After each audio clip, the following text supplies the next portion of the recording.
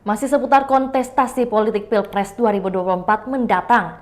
Setelah Capres Prabowo Subianto selalu terlihat mesra dengan Presiden Jokowi, kini giliran Ganjar Pranowo yang memuji orang nomor satu di Indonesia itu. Bakal calon presiden usungan PDIP menyebut Presiden Jokowi pernah mengalami kekalahan dalam kontestasi politik di beberapa tempat karena stempel Partai Komunis Indonesia. Ketekunan Jokowi yang terus aktif di politik hingga naik menjadi Presiden Republik Indonesia dipuji. Pernyataan itu disampaikan di depan Relawan Ganjar Punya Rakyat, Gapura, Nusantara. Kata Ganjar, meski adanya tudingan PKI, Jokowi tidak menyerah.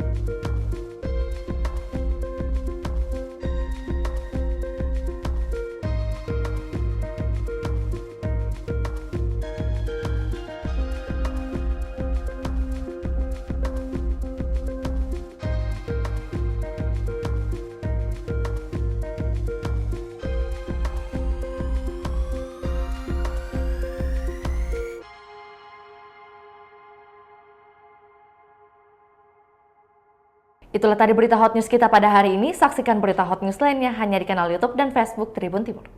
Terima kasih sudah nonton. Jangan lupa like, subscribe, dan share ya.